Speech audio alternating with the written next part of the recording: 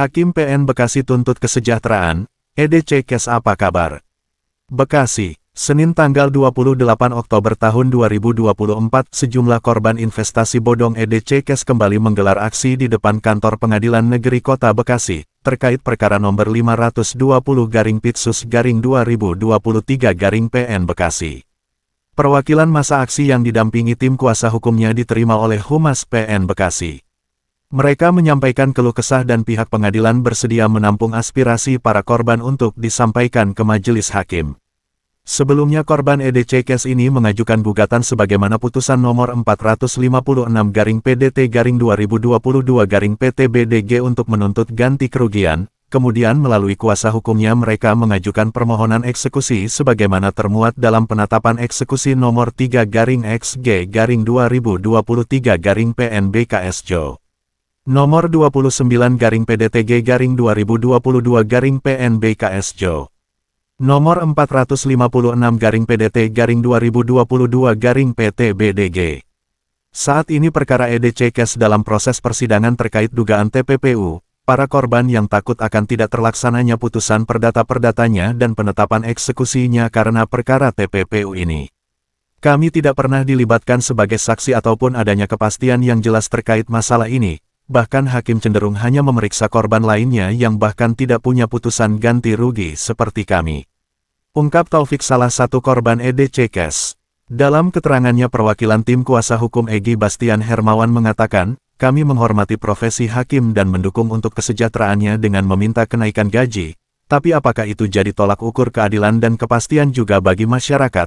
Salah satunya klien kami yang tidak kunjung mendapat kepastian hukum yang nyata, tuturnya. Para korban yang hari ini melakukan aksi di depan kantor PN Bekasi mendapat dukungan dari Perhimpunan Mahasiswa Hukum Indonesia, Permahi, Jakarta Selatan.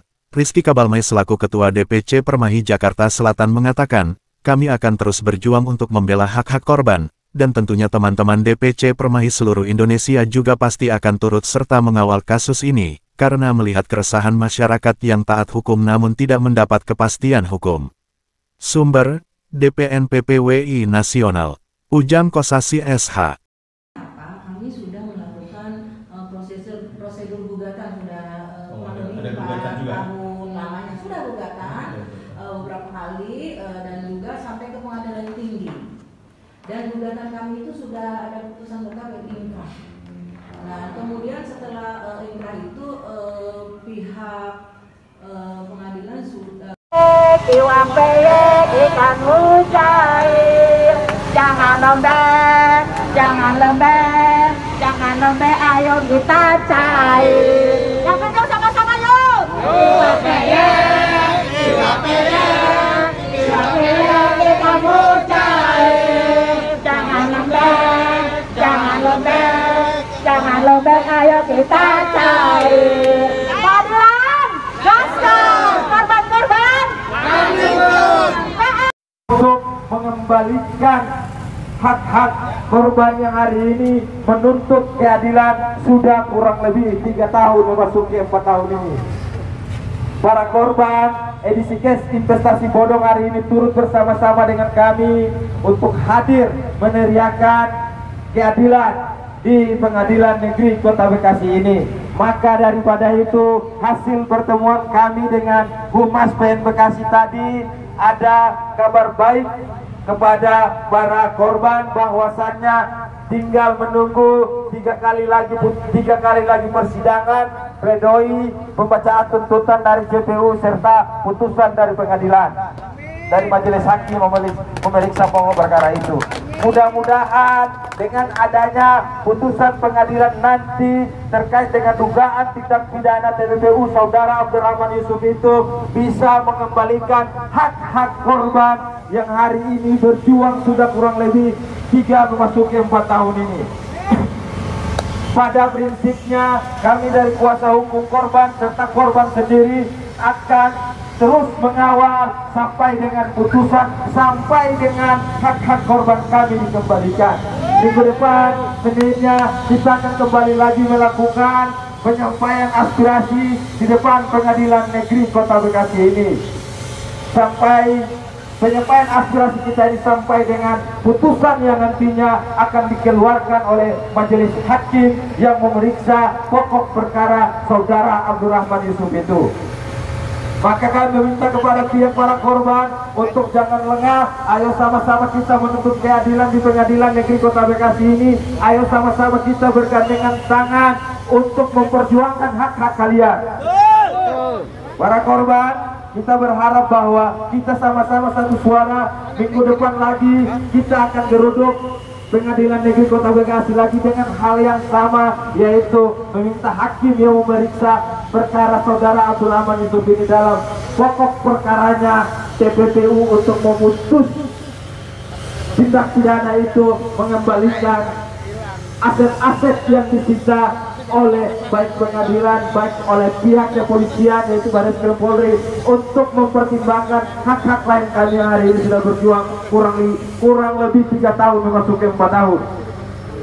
Maka dari itu, dengan berbesar hati di hari Sumpah Pemuda yang sudah memasuki 1 dekade ini pada 28 Oktober 2024 ini, semangat kita dalam mengawal kepentingan civil society harus tetap berada pada garda terdepan.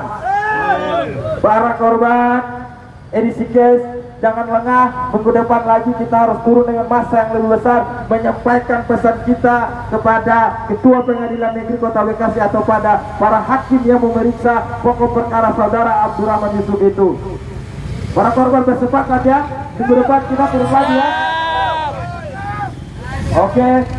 Mungkin itu yang bisa saya sampaikan kepada Ketua Pengadilan Negeri Kota Bekasi beserta para jajarannya, beserta pada para hakim yang memeriksa pokok perkara saudara Abdurrahman Yusuf itu. Para korban, kita tidak boleh berhenti berjuang di sini. Masih ada 3 kali sidang lagi di Pengadilan Negeri Kota Bekasi. Kita harus tetap mengawal sampai dengan agenda putusan pengadilan saudara Abdurrahman Yusuf. Sepakat ya? Semangat! Oke. Mungkin itu saja yang bisa saya sampaikan sebelum saya menutup orasi singkat ini dan sebelum kita meninggalkan Pengadilan Negeri Kota Bekasi ini. Saya menyampaikan hormat yang sebesar-besarnya kepada Bapak-Bapak Kepolisian yang sudah bersama-sama mengawal aspirasi yang berjalan dengan baik, aman, damai, dan transparan. Terima kasih. Menaruh hormat kepada Bapak-Bapak Kepolisian bahwa tetap mengawal. Di minggu depan lagi kami akan tetap sesuai dengan prosedur memasuki surat izin dan lain-lain. Kita tidak melangkahi aturan yang berlaku di negara ini. Billahi taufiq wal hidayah. Wassalamualaikum warahmatullahi taala wabarakatuh. Salam Om Swastiastu, Namo Buddhaya, salam kebajikan. Lain, nah, itu kan bukan punyanya dia, diserahkan kepada saksi yang lain, misalnya begitu kan. Jadi itu yang tadi yang saya maksud itu. Sehingga kalau bisa ada putusan nanti kita tahu jadi begitu. Karena semua prosedur itu sudah kami jalankan. Sementara kami terlalu kita nggak ada urusan dengan TPPU gitu. Karena kita ada perkara TPPU-nya dia. Iya, kan TPPU ada juga. Tapi dia kan pidana, nanti kan perdata, tidak ada urusan gitu dengan pihak TPPU. Jadi kami